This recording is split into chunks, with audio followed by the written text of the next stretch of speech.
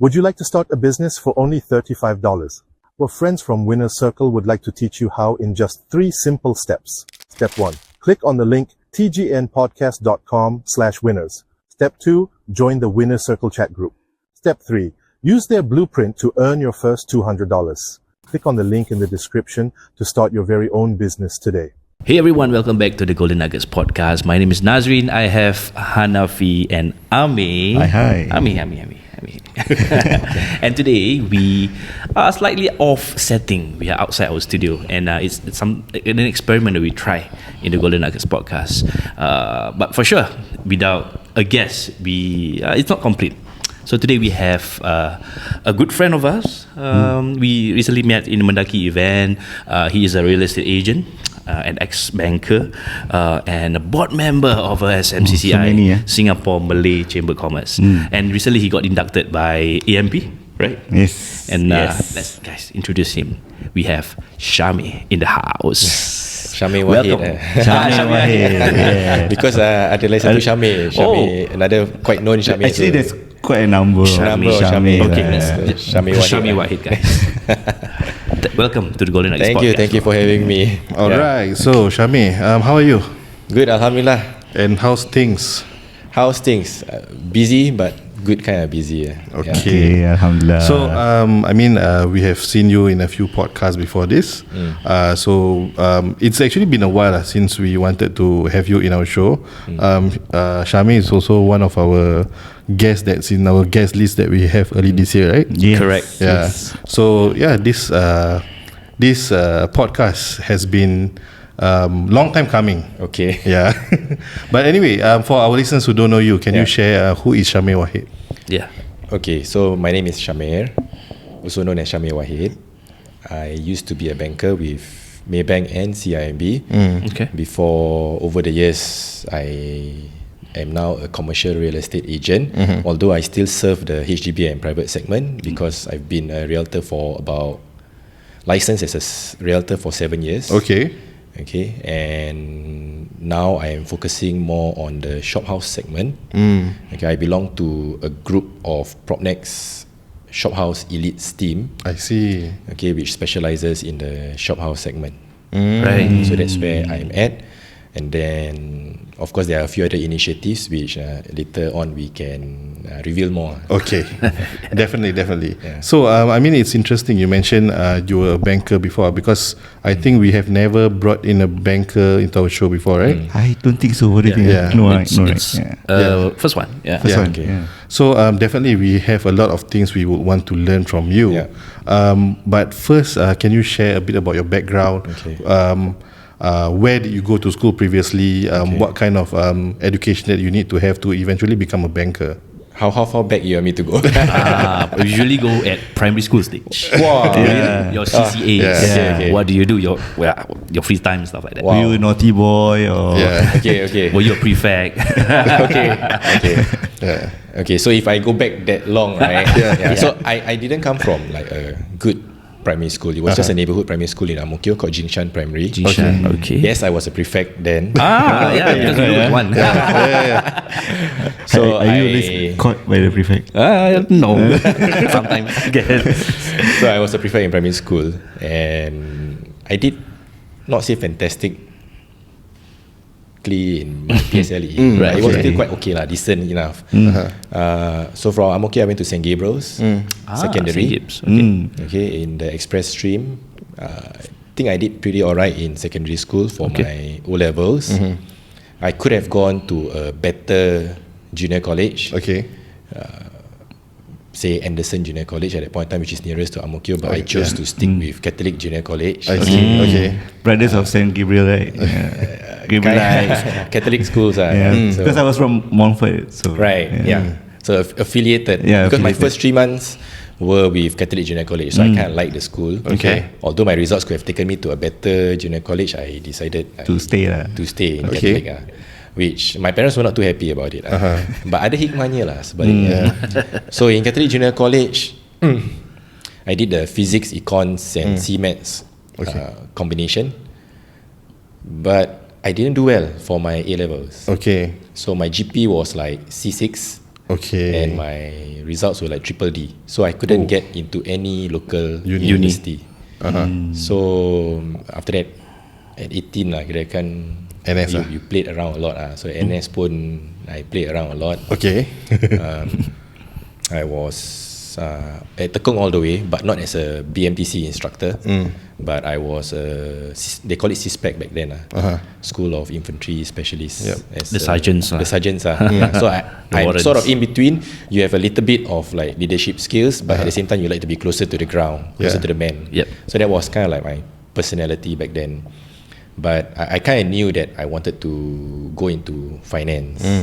So I did my degree in accounting and finance from University of London, which had this program with SIM. And in my first year, that was where I was introduced to the concept of Islamic finance. So at that point in time, they had this program. It's called the Diploma in Islamic Banking and Finance from International Islamic University of Malaysia. So they flew in the lecturers every other weekend. So in my first year, I was juggling both my first year uni as well as the diploma. At the diploma same time, it was taxing, and at the same time, working part time, doing jobs here and there just to sustain me as a student. So, but it was through the diploma in Islamic Banking and Finance course that I met my first boss. So when I graduated I always remember the date that I graduated, 2008. 2008. Okay. Sorry, it wasn't the day that I first get. The day that I first start my job. 2008. That was my first job. I got a question. So just now you said you were working and also schooling. Yes. Was it self-funded, your education? It was partially funded. Yeah, parents help out a little bit. Then another portion is your own effort. You earn yourself. Okay. So 2008. That was the day that I start work. So it was right smack during the global financial crisis. Right, it was so hard to get a job as a fresh grad. But there was an opening at Maybank to be a product development executive under the Islamic finance team, which was new. So it's a very lean team, 3 of them only at that point in time. So my manager, who was my coursemate, I went for the interview, a formal interview. But I think because of my cert, it helped me to get a job. I spent sekejap je. It was a contract position. My pay back then was, market rate for a fresh grad at that point of time was like what, 2.5 maybe 2.8 for degree holder. Right, but I can still remember my pay lah. It's below 2,000 Take home is below 2,000 lah. That was way below. Take home lagi way below. Not take home 2K now. Bawah lagi.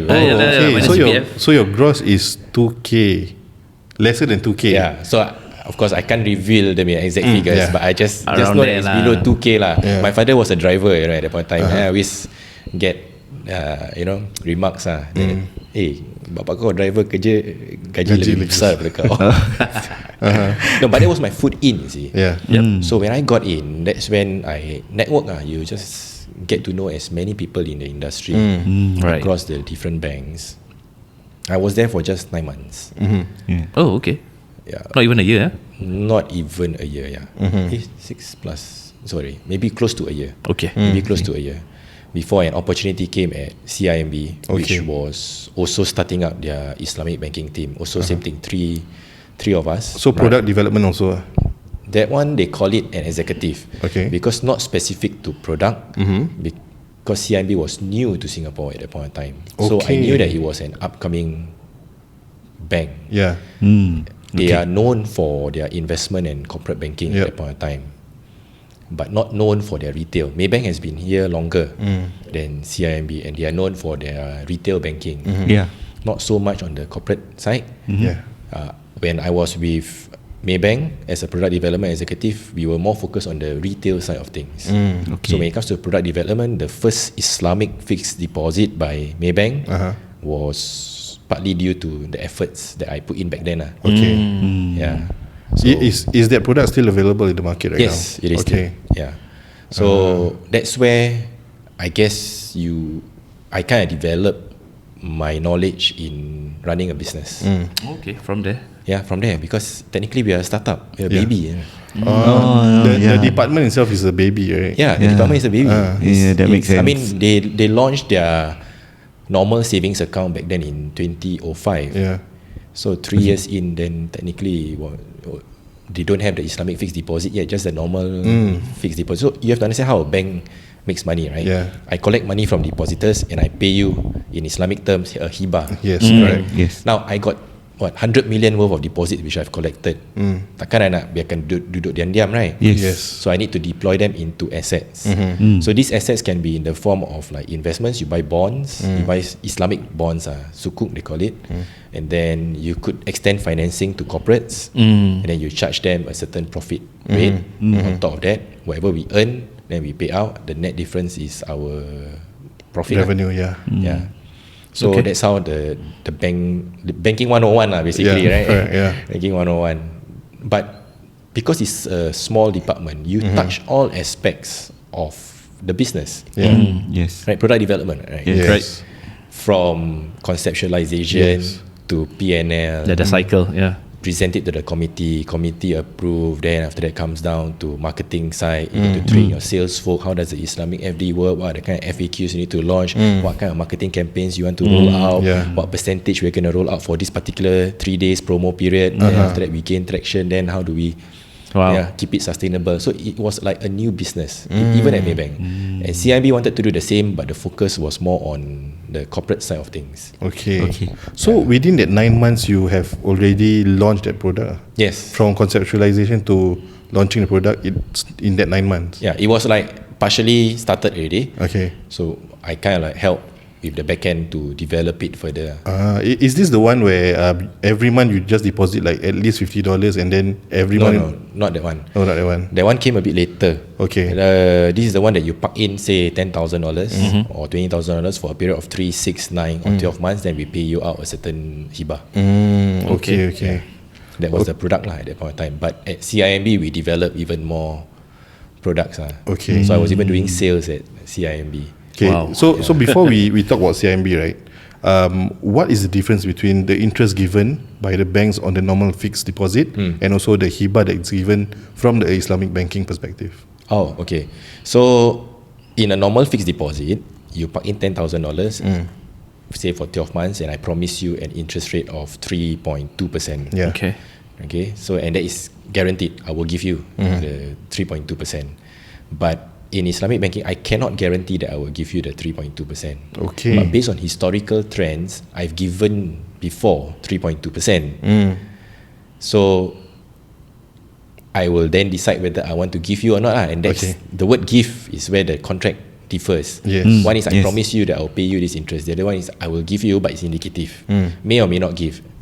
Yeah. Okay. But usually they give. Yeah. Yeah. I mean, it's also to make sure that the product has reputation, right? Yeah, and it's endorsed by the Maybank Internal Sharia Committee. Yeah, should get Maybank to sponsor. Shout out to Maybank. That one, of course, we can talk more. Okay, but I mean, the difference that you mentioned is basically the word give, the hibah, right? No, but the way the document is being worded is also different. Okay. One is I promise, I guarantee that I will pay you this interest, right? Yeah. In the conventional aspect, but Yes. on the Islamic side, is whether that the gift is indicative. Okay. But we will, at the bank's discretion, provide a hibah. They don't promise, Yeah, they don't promise. Just It's a put it different differently. contract altogether. Okay. So if that is crucial, why is our CPF interest that we get is permissible according to the fatwa that we have? Okay, so Terus lari ni dah CPF, a bit off topic. Yeah, a bit off topic, It's going to be a bit technical if you want to talk about CPF interest that they pay out, the 2.5% on your ordinary account or your 4% on your special account. Yep. Again, there are many different views to this. Some Singapore-based scholars may be of the view that it is permissible. Okay, maybe Muiz even may have released something, if I recall correctly, that it is considered permissible. And then there might be some who feel that it is not permissible. But whether you want to accept it or not, I think I leave it up to the individual because there are certain justifications on why Yes. it is considered permissible and why some people feel that it's not permissible. Yeah. You can choose not to answer this question, but to you, in your own personal point of view, do you think it is permissible? To me, it is. Okay. Yeah. Okay. Because the money is still going back to the bigger community. If you understand the whole flow of CPF monies, Okay. what it is being used for, what kind of bonds they buy, what kind of investments they do, whether it's with GIC or whether with Temasek, and then after that it goes back to it's basically your money which is being invested by someone else. It's not me what will decide that money, and it is and I always believe in the law of the land, and this is where we are born in, this is where we grew up in. So technically it is something which the government wants to give me because they use my money to invest, and I will treat it as such. Okay. I mean, it's interesting to know your perspective and also your insights on this, because you are much more well versed, right? Whereas for us, it's always based on hearsay. Yeah. So it's also very difficult for us to have a decisive point of view. Yeah. But okay, anyway, we backtrack a bit more. Back to your CIMB career. Okay. So after you left Maybank, you joined CIMB for the to develop a similar product. And what's next? Yeah. So CIMB, I spent a good close to 8 years with them. Again, it's a very lean team. So it was just me, my boss, and the CEO. Okay. So quite flat. I mean, if you are at DBS, right, you start from the ground up. You and dengan at that point of time was Piyush Gupta. It's still right. He's no longer there. He's no longer by there. another lady called Tan Shu San. Okay. Someone took over Piyush already. It's very tall structure, right? But at CIMB, it was very lean. It was a growing bank. So it's also about identifying opportunities. If let's say you're a banking and finance grad or accounting grad, you want to get into the sector, or even engineering want to get into the sector, always look at the banks yang about to grow or about to start, or 1 year about to start. Then try and look for those smaller banks, because that's where you get the most experience. You touch treasury functions, you touch business function, you touch operations, documentation, backend. It's really end-to-end stuff. Okay. Very dynamic, I must say. Wow. Yeah. And what was your day-to-day like in that 8-9 years when you were in CIMB? As a banker. Back then, there's no such thing as work-life, what they call it now. Work-life balance, work-life integration, work-life harmony. Now you have all the different terms right today, right? But back then, tak ada. So it was pretty late nights on some days, especially when the product is about to be launched. And then if there's a deal to be signed the next day, then the lawyers and us will be, sending working out hard emails at 2 or 3 a.m. Signing at 7, signing in the morning, right? Even at 7 to 8 a.m. we're all preparing the documents to be signed, when a deal is in progress. But at CIMB, when I was with the Islamic banking team, was for just about 3 odd years.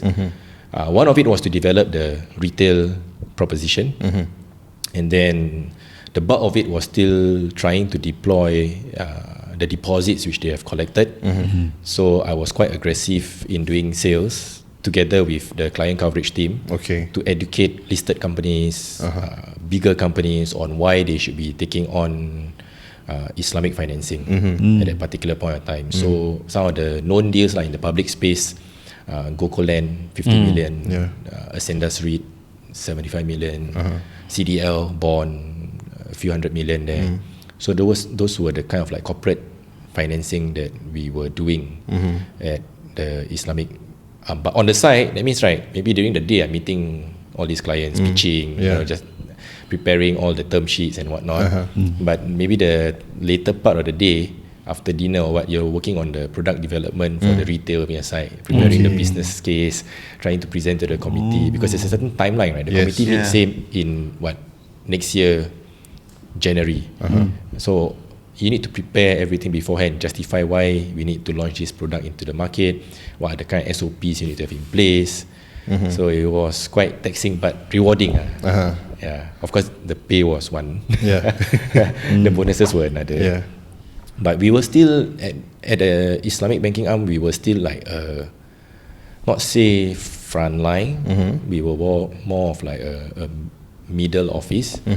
But the big money makers are of course in your profit centers. Your profit centers are like your corporate banking.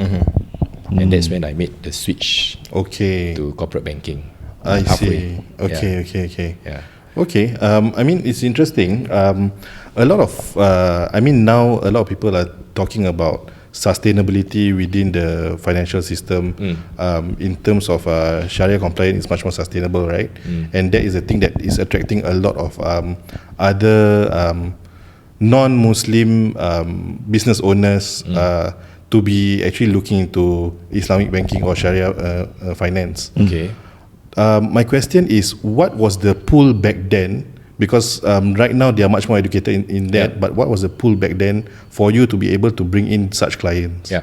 So one of the reasons and one of the pitch was to diversify your source of funding. Okay. So we have seen the global financial crisis where they start to cut liquidity.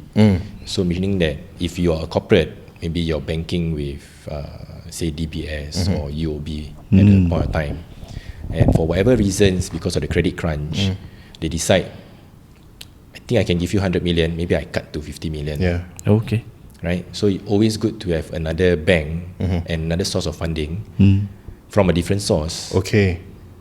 which is the Islamic deposits which the banks has at the point of time. Yeah. And at the same time, we did compete a little bit on pricing because we wanted to grow the business. So ours are slightly cheaper than the conventional pricing. To make it attractive. Of course. So it's a cost that we were willing to absorb in order to win the deal.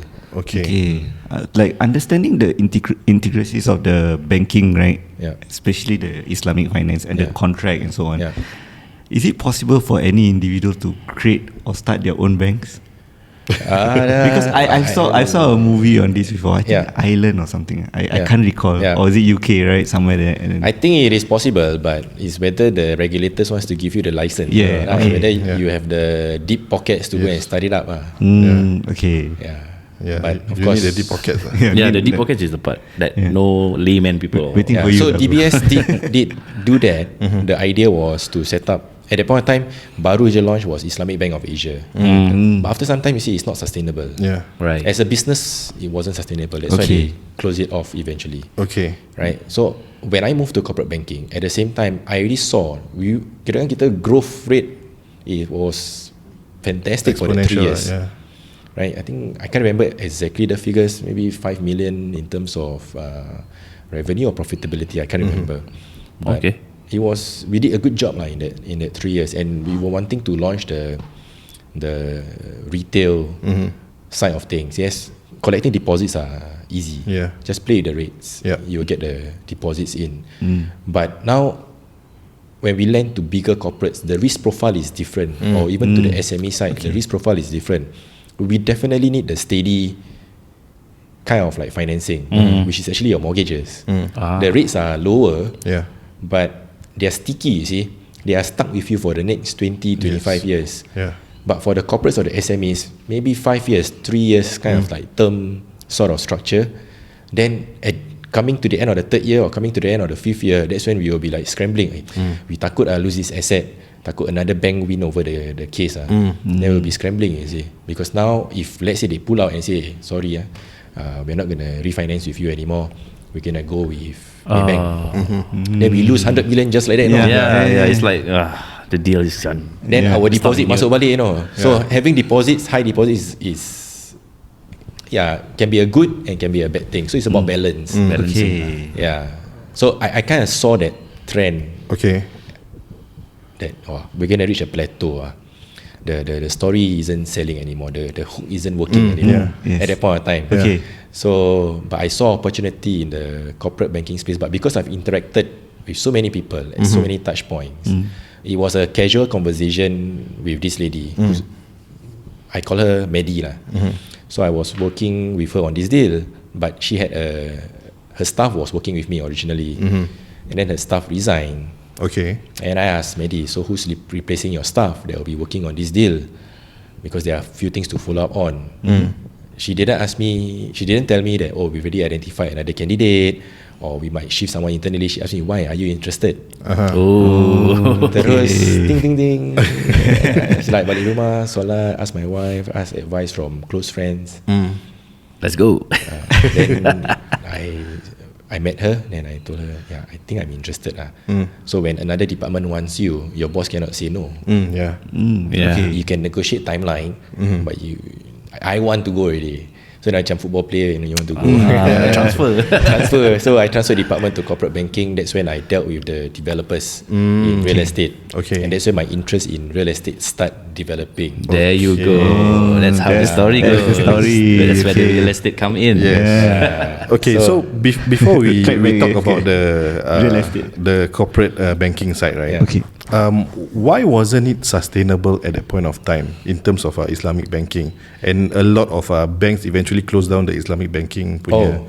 I mean, after you compete on pricing, you know, when you compete on pricing, it's not going to be sustainable.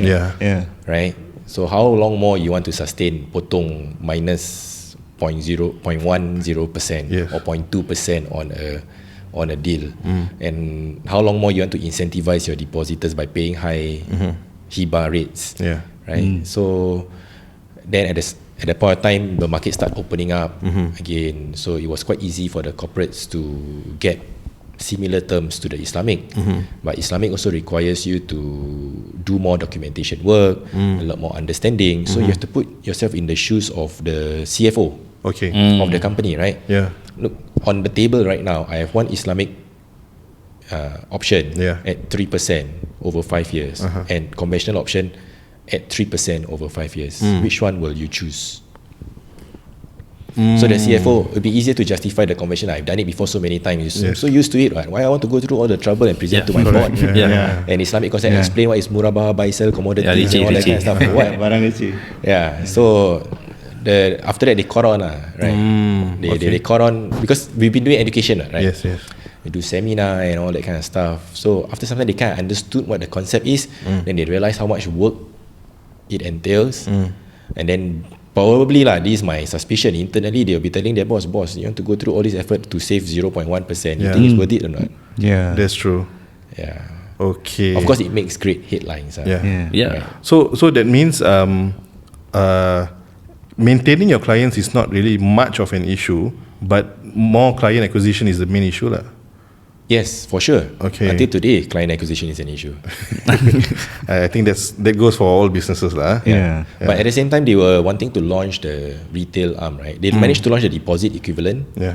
But the Islamic home financing, they were trying to push hard for it. I tried, but I ran through all the different business case, how much we're going to spend on product development, IT, legal, backend, system upgrade, all the gerebak-gerebu and all that. I did a base case, worst case, best case scenario, all the different financial modelling, semua dah buat. And I knew that we're not going to make money, at least for the next 7 to 8 years. 7 to 8 And that is if we manage to sustain the assumed traction that we get on Islamic home financing. So I'm like, at that point of time with my boss, tak boleh ni, macam mana sih nak justify? I want to go committee pun I malu. Right. So that was back then, but now with a lot of education and people start to understand about the sustainability within the Islamic finance, right? Why is it much easier now for people to move over to the other side rather than back then? Are you talking about investment or are you talking about financing? Because financing option for Islamic home financing memang tak ada lah, non-existent in Singapore. For investment, for because investment, ultimately easier. Whether it's individuals or corporates, when they park money in the bank, is also for the investment purposes, right? So they are always competing. I think now there's a lot more awareness in terms of doing transactions. It's also easier, a lot more resources online to learn what makes it Sharia compliant or not Sharia compliant. And so it's up to the individual what kind of risk appetite they want and where they want to invest their money lah. The money is out there. So it's again the story of how you want to attract someone to park money with you. So after that you move into corporate banking. That's right. what exactly do you do in corporate banking? So what we do at corporate banking is we are kind of like middle office. So we do interact with the client a little bit, and then we also work with the backend team. What we do is we extend loans out to corporates and assess them whether can I lend you money or not. So these are listed companies, bigger MNCs. So at Islamic is more of like I want to make it Sharia compliant. I want to make it halal. How do you go about doing it? At corporate banking is I look at you as a corporate, I look at your numbers, P&L, balance sheet, cash flow. Can I lend you or not? And if I can you, how much and for how long? Can you repay back? What's your source of repayment? All that kind of stuff. So we prepare all the paper, the credit paper they call it. We present it to the committee before it gets approved. Because it's bigger quantum, the fees and the interest is also more. But at that point of time, it was still mainly conventional loan. There were one or two Islamic deals, but smaller ones. But the corporate banking stuff, it was exciting lah. I feel because when you get a deal done and it's of a certain size, I think it's worth it, there's a certain satisfaction that you get because you go through all the documentation and the work and whatnot, right? Then you get compensated for it. Compensated accordingly lah. And it can be quite high lah in terms of bonuses lah. Right. Yeah. It's a commissions. No, I wasn't on commission basis. Oh, okay. So I was on a normal salary range. I got no AWS also. It's all performance bonus based. So it can be in the range of between 6 to 12 months. Healthy, Alhamdulillah. I mean at that point of time, Alhamdulillah. But it also give me the insights on, if I were to look at this corporate, can I lend you money or not? But because I did pretty well, I must say during that time, that the person who got me into corporate banking was promoted to become the head of credit solutions at private banking at CIMB, which is another startup. Right, they're starting a new arm, the private banking arm of the high net CIMB worth. Singapore, the high net worth side. And now you're dealing with not only, because high net worth, naturally they will have businesses. But at the same time, we are also assessing them on an individual capacity.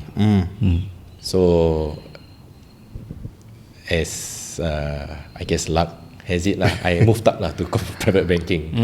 But I think just for context, personal banking is yang kat branch usually.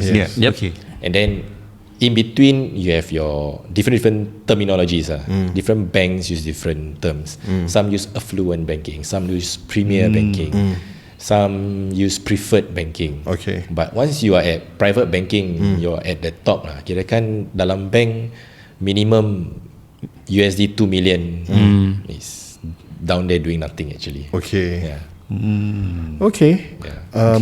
I think we can ask more about because what you shared is a lot of the bigger corporate clients, right? And I think our listeners, they are people who are just starting out. We definitely want to know and we want to learn more on how to make sure that financially we actually look good to be able to perhaps get a business loan or something like that. So that's where at that point in time at private banking level, the decision to resign was actually at that point in time it was a noble cause, right? Because I knew that Islamic home financing is not going to cut it. Then I've got friends and peers telling me, Shami, I'm now on bank loan sekarang tengah bank loan tapi bayar 3.75%. Then at that point in time their rates were like 1 point something percent. I was looking at them, asal tak refinance bro? Then they're like, refinance tu apa bro? The knowledge was and then I go through with him everything. And then I say, why don't you refinance from DBS? You move over to UOB, which is giving this rate. That's when I noticed that there's a gap, right? There are some mortgage broking companies out there, some smaller outfits, some slightly bigger outfit, and I could earn from this because the banks pay a small referral fee for every successful loan that I switch from DBSA, UOB to Maybank, Maybank to OCBC. So that became a business opportunity. With my good intentions at that point of time, wanting to help our Malay Muslim community to save on interest. So I had a mortgage broking arm Until today, they are still consulting with me. Because every 2 to 3 years they're refinancing. So that became a recurring revenue model for me. And I got my license a little bit later after I left banking. Okay. Okay. Wow. Okay, I think we move on to part 2 to talk more about this. Sure. Maybe Nazrin can ask about your mortgage. I mean, and focus a bit on real estate, definitely, because we want to talk. We learn about Shami. Yeah, in terms of definitely. how he manages his real estate. Right. Okay. Yeah. With that, thank you guys for part 1. We catch you on the part 2. Bye bye.